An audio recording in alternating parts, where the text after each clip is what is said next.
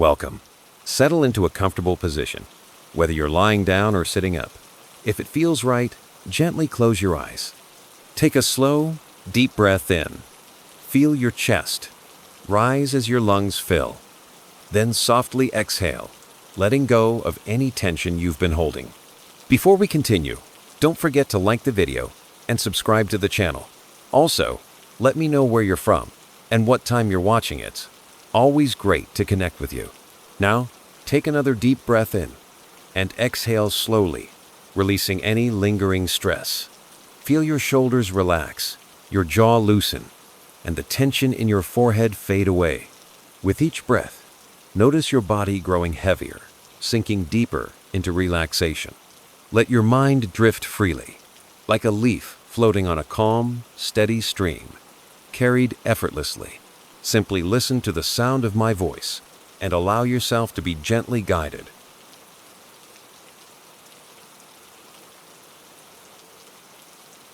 The wind howled through the skeletal trees surrounding the old Haverford estate, a crumbling relic perched on the edge of a forgotten town. Ivy clung to its gray stone walls like desperate fingers, and the windows dark and hollow stared out like unblinking eyes. It was the kind of house children dared each other to approach on Halloween, the kind that swallowed secrets whole. And in the attic, beneath a shroud of dust and cobwebs, sat the dolls. Evelyn Haverford had grown up with them. 37 porcelain figures, each no taller than her forearm, lined the shelves of her father's workshop. Their glassy eyes followed her every move, their painted lips frozen in faint, eerie smiles.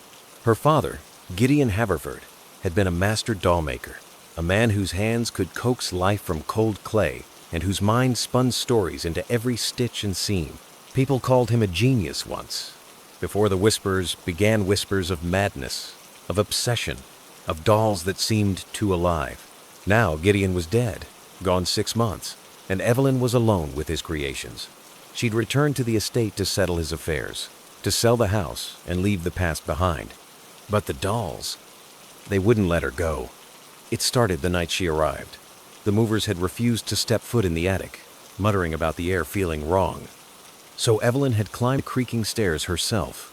The attic smelled of mildew and wax, and the dolls sat in perfect rows, untouched by time. Their porcelain skin gleamed faintly in the moonlight, streaming through a cracked window, and their dresses lace and silk yellowed with agar rustled faintly. Though there was no breeze, she'd laughed it off at first. A trick of the mind, she told herself. Grief did strange things. But then she heard it. A whisper, soft and fleeting, like a child's voice carried on the wind. Evelyn. She froze, her hand hovering over a doll with auburn curls and a crimson dress. The voice wasn't coming from outside. It was here, in the room, threading through the silence. She turned, heart pounding, but there was just the dolls, staring. "Get a grip," she muttered, shaking her head. She grabbed a box from the corner and started packing them away, determined to be rid of them by morning. But as her fingers brushed the auburn-haired doll's arm, a jolt shot through her, a flash of something sharp and vivid, like a memory that wasn't hers. She saw her father, not as she'd known him, stooped and gray in his final years, but younger, vibrant, his hands steady as he shaped porcelain in the flickering glow of a lantern. He was laughing, his voice warm, speaking to someone she couldn't see. "You'll remember this, won't you?" he said. "Every moment, every breath." Then the vision shifted, darkening. Blood smeared his hands, and a scream high and piercing cut through the air. Evelyn dropped the doll. It hit the floor with a crack, a spiderweb fracture splitting its cheek. She stumbled back, chest heaving, staring at the broken face. The doll's eyes, once bright blue, seemed dulled now, almost disappointed. "I'm losing it," she whispered, pressing her palms to her eyes. "It's just stress, just—" "You broke her." The voice came again, clearer this time, and Evelyn's blood turned to ice. It wasn't her imagination. It was real, layered, as if multiple voices spoke at once, high and low, soft and sharp. She spun around, searching the shadows, but the attic was still, the dolls hadn't moved. Or had they? The doll with the cracked face, wasn't it facing the wall before? Now, its head tilted slightly toward her, its fractured cheek catching the light. Beside it, a doll with black ringlets and a green velvet gown seemed closer to the edge of the shelf than it had been moments ago. Evelyn's breath hitched. She grabbed the cracked doll, shoving it into the box, then reached for the next. Her hands trembled as she worked, the whispers growing louder, overlapping into a cacophony of murmurs she couldn't decipher. Words slipped through father, blood, remember. And with each doll she touched, fragments of memory flooded her mind. A girl's laughter in a sunlit garden, the smell of burning wax, a man's voice, Gideon's, shouting in rage, a woman's face, pale and tear-streaked, pleading. Each vision was a shard, jagged and incomplete, slicing into her thoughts. By the time she'd packed half the dolls, sweat beaded her forehead, and her hands shook so badly she could barely hold the box. She stumbled to the attic door, slamming it shut behind her, and leaned against the wall in the dim hallway. The whispers stopped, leaving only the pounding of her own heart. Downstairs, she poured herself a glass of wine with unsteady hands, gulping it down as she paced the kitchen. The house was silent now, but the weight of the attic pressed down on her, a presence she couldn't shake. She tried to rationalize its hallucinations, exhaustion, maybe even carbon monoxide poisoning. She'd check the detectors tomorrow, but sleep wouldn't come. She lay on the sagging couch in the parlor, staring at the ceiling, the events replaying in her mind. The dolls couldn't be alive. They were porcelain, inanimate. Yet the memories, they felt real, visceral, like echoes of her father's life trapped in their fragile bodies. A creak sounded overhead. Evelyn sat up, clutching the blanket to her chest. The attic was directly above her. Another creak, then a faint thud like something small falling to the floor. She told herself it was the house settling, an old structure groaning under its own weight. But then came the sound that drove all reason from her mind. Footsteps. Tiny, deliberate steps, pattering across the attic floor. Evelyn's mouth went dry. She grabbed the fireplace poker from the hearth, its cold iron grounding her as she crept toward the stairs. The air grew heavier with each step, thick with the scent of dust and something sweeter, like old perfume. At the attic door, she hesitated, her hand trembling on the knob. The footsteps had stopped, but she could feel them watching, waiting. She turned the knob and pushed the door open. The box she'd packed was overturned, its contents scattered across the floor. Dolls lay sprawled in unnatural poses, their limbs twisted, their eyes glinting in the moonlight. The cracked doll sat upright against the wall, its head tilted as if studying her. Beside it, the doll with black ringlets held something in its tiny handsaw shard of porcelain from its broken sister. Evelyn's scream caught in her throat. She backed away, the poker slipping from her grip to clatter on the floor. The whispers surged again, louder, angrier, filling the room like a swarm of insects. "You can't leave us," they said. "We remember. We know." She slammed the door and fled downstairs, locking herself in the kitchen with a chair jammed under the knob. Her phone shook in her hands as she dialed 911, but the line crackled with static, and a faint voice-note the operators whispered through the speaker. "Stay." The call dropped. Dawn broke hours later, gray and bleak, painting the kitchen in muted light. Evelyn hadn't slept. She sat at the table, staring at the door, the poker back in her lap. The house was silent again, but she knew it wasn't over. The dolls were still up there, waiting, and the memories were clawing at the edges of her mind, demanding to be heard. She didn't know what her father had done, what he'd poured into those porcelain shells. But she was certain of one thing.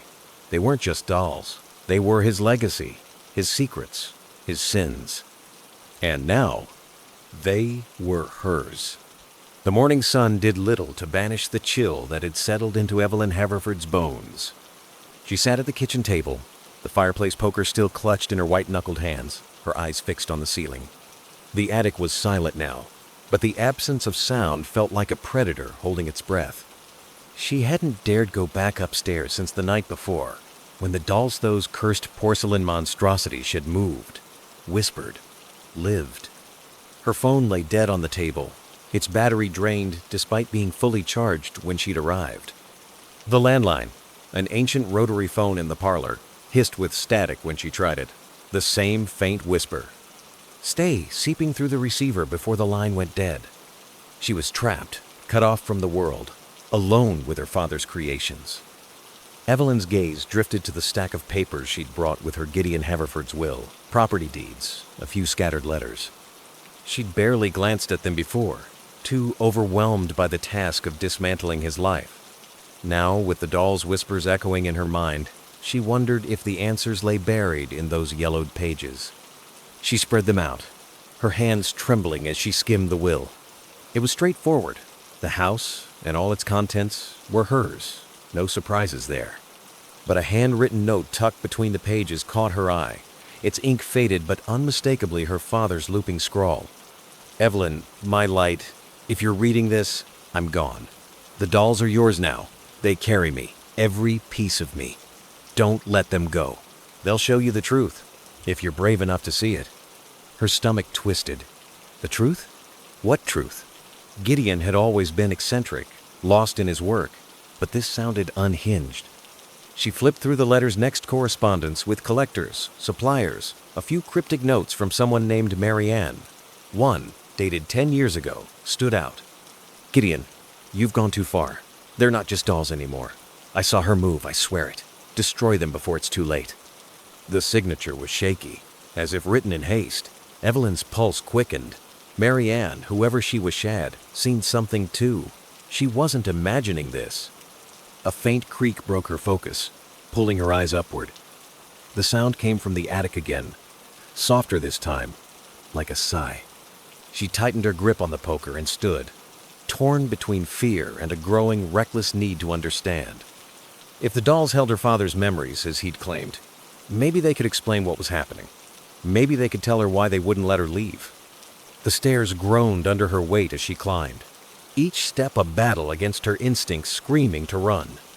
At the attic door, she hesitated, the memory of scattered dolls and accusing whispers flooding back.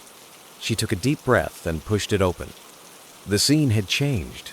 The dolls were no longer strewn across the floor. They sat neatly on their shelves again, as if someone or something had tidied them.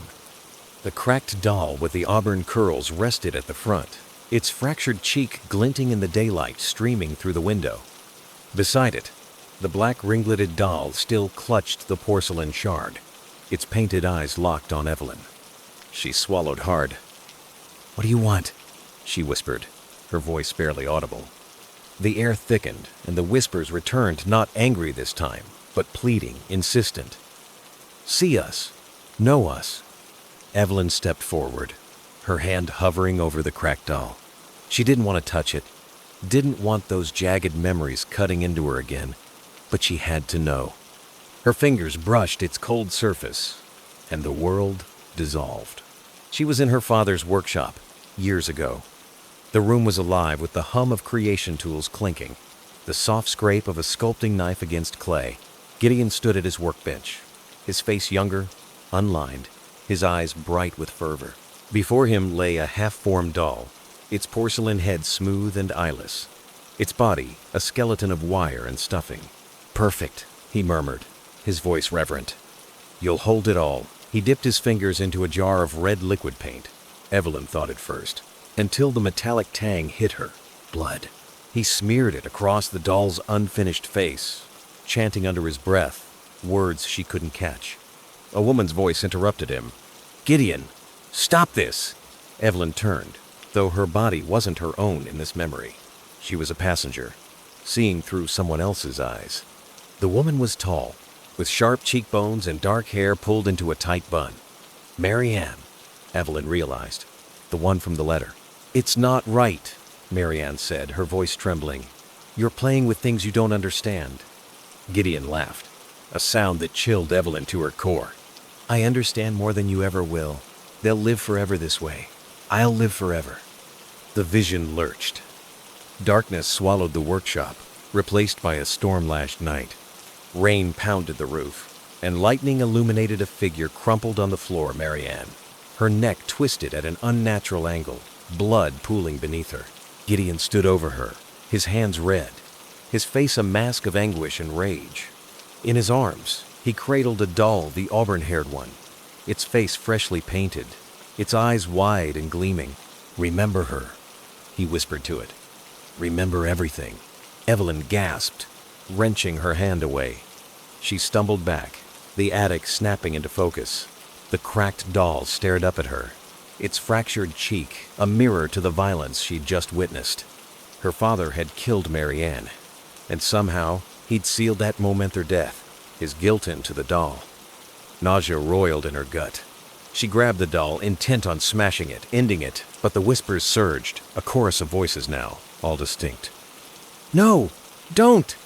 The black ringleted doll's head snapped toward her, the shard in its hands glinting like a blade. Evelyn froze, her breath shallow. The other dolls shifted subtle, deliberate movements. A blonde doll in a blue dress tilted its head. Another, with pigtails and a tattered apron, flexed its tiny fingers. They were alive, all of them. She dropped the cracked doll and ran, slamming the attic door behind her. Downstairs, she grabbed her car keys and bolted for the front door, but it wouldn't budge. The knob turned uselessly in her hand, the wood rattling as if something held it shut from the other side. A soft thud came from the stairs. Then another. Evelyn turned, her heart in her throat. The black ringleted doll stood on the bottom step, its shard clutched like a weapon. Behind it, the cracked doll appeared, dragging itself down, its broken face smeared with dust. "You can't leave," the whispers said, now a unified voice, cold and commanding. "You're part of us now." Evelyn backed away, her mind racing. The dolls weren't just her father's memories. They were his will, his madness, given form, and they wanted her to stay, to join them, to become one of them. She darted into the parlor, slamming the door and shoving a chair against it. The patter of tiny feet followed, growing louder, more insistent. She scanned the room for an escapee window, a weapon, anything. Her eyes landed on the fireplace, its hearth cold and dark. The poker was still in the kitchen, but there, on the mantel, sat a single doll she hadn't noticed before. It was smaller than the others, its porcelain face unpainted, its eyes mere hollow sockets. It hadn't been there yesterday. As she stared, the whispers softened, coiling around a single word, "Daughter." The doll's head turned toward her. Evelyn Haverford stood trembling in the parlor, the air thick with the scent of dust and dread. The unpainted doll on the mantel stared at her with its hollow sockets, a silent accusation that rooted her to the spot. Beyond the door she'd barricaded, the scratching of tiny porcelain hands grew louder, a relentless chorus clawing at her sanity. The whispers, those layered, insistent voice hummed in her skull, threading through her thoughts with one word that chilled her to her core. Daughter. She'd seen too much already. Her father, Gideon, smearing blood into porcelain, his voice promising immortality, Marianne's lifeless body, a sacrifice to his madness. The dolls moving, speaking, living.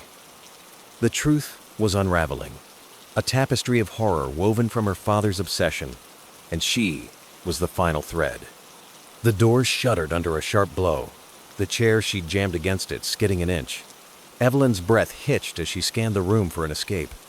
The window was sealed tight, its frame warped with age, and the fireplace loomed as her only option, a narrow, soot-choked tunnel to freedom. But her eyes kept returning to the unpainted doll, its eyeless face seeming to pulse with a quiet, terrible power. "What do you want from me?" she whispered, her voice breaking. The hum deepened, and a memory crashed over her like a wave. She was in the workshop, the air heavy with candle smoke and the coppery tang of blood. Gideon knelt at his bench, sculpting the unpainted dollet's face smooth, its eyes mere hollows. His hands shook as he pressed blood from a fresh cut into its porcelain, his voice a fevered chant. "You'll stay with me, Evelyn, my daughter, my light. They can't take you too." A woman's voice cut through his muttering soft, desperate. "Gideon, she's gone. You have to stop this." Evelyn glimpsed Hera's shadow with dark hair, her face blurred, but Gideon's rage drowned her out. "She's not gone," he roared, clutching the doll. "She's here, in this. Forever." The vision snapped, and Evelyn reeled, clutching the mantle. Her father hadn't been mourning her as an adult, been mourning a child, a version of her she didn't remember. Had she died? Was this some twisted resurrection? Nosha was alive, breathing, trapped in this nightmare he'd built. The door burst open, splintering the silence. The black ringleted doll stepped forward, its shard of porcelain gleaming like a blade. The cracked doll followed, dragging its broken body, and behind them came the others, blonde in blue, pigtailed in apron, a dozen more spilling into the room with eerie precision. Evelyn grabbed a brass candlestick and swung, smashing the black ringleted doll's arm. It staggered, but didn't fall, its head twisting toward her with a sickening crack. "You hurt us," the whispers hissed, a chorus of fury and sorrow. "I'm not one of you," she shouted, swinging again. The cracked doll shattered under the blow, its head rolling across the floor. But the others pressed closer, their tiny hands reaching. The unpainted doll's head tilted, and her father's voice rang out, soft and pleading. "You're my daughter, Evelyn. Stay with us." "No!" she screamed, tears blurring her vision. She dove for the fireplace, scrambling into the hearth. Soot coated her hands as she clawed upward, the chimney's bricks tearing at her skin. The whispers chased her, a swarm of voices. "You can't leave. You belong here." But she pushed on, desperation fueling her. Her fingers found the chimney's edge, and she hauled herself onto the roof, gulping cold air. The sky was a bruise of clouds, the wind sharp against her sweat-soaked skin. Below, the estate sprawled like a mausoleum, its windows dark and unyielding. She limped to the edge, her car a distant promise in the yard. A scrape sounded behind her porcelain on slate. The black ringleted doll emerged from the chimney, its broken arm dangling, followed by the blonde, the pigtailed, and more, climbing with unnatural grace. The unpainted doll came last, its hollow eyes glinting like voids. Evelyn backed away, her heel brushing the gutter. "Leave me alone," she cried, but the dolls advanced, their whispers rising into a chant. "Daughter, daughter, daughter." Her foot slipped on a loose tile, and she fell, the world spinning as she plummeted. Pain exploded in her leg as she hit the ground, a wet snap echoing through her. She screamed, clutching her shattered ankle, the bone piercing through skin. Above, the dolls lined the roof, staring down. The unpainted doll raised its head, and Gideon's voice cut through the wind. "You can't run from family." Darkness clawed at her vision, but she fought it, dragging herself toward the car. The dolls descended, scaling the ivy with tiny, deliberate steps. She reached the driver's door, fumbling with the keys, her blood-slick hands trembling. The engine roared to life, just as the black ringleted doll tapped the window, its shards scraping the glass. Evelyn floored the gas, tires spinning on gravel as she tore down the drive. The dolls receded in the rearview mirror, but the unpainted one stood apart, its hollow eyes locked on her, unblinking. She drove until the estate vanished, until the road stretched empty before her. Her leg throbbed, blood pooling on the seat, but she didn't stop not until she reached the town, collapsing against the steering wheel outside a gas station. A clerk found her, called for help, and soon she was in an ambulance, sirens wailing as the world faded. When she woke in the hospital, her leg was in a cast, her body bruised but alive. The doctors asked questions she couldn't answer, and she told them nothing of the dolls. They'd think she was mad. Maybe she was. Days later, discharged and hobbling on crutches, she returned to her apartment in the city. The estate was behind her, a memory she'd bury. She'd hire someone to burn it down, dolls and all, and never look back.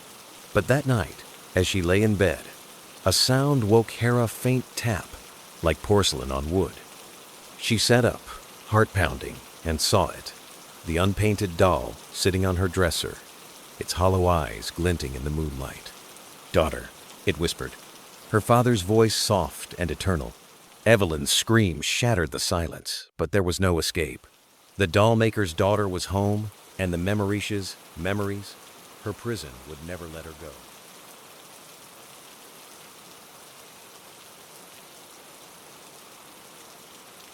And there we are reading stories, carried to you on the wings of the rain. The night is quiet now, the storm easing into a gentle murmur. I hope these tales have wrapped you in a strange sort of comfort, the kind that lingers between waking and dreaming. The rain will keep falling, soft and steady, long after my voice fades. Let it guide you to sleep, to a place where the shadows are just stories, and the unknown is nothing to fear. Good night, and sweet dreams.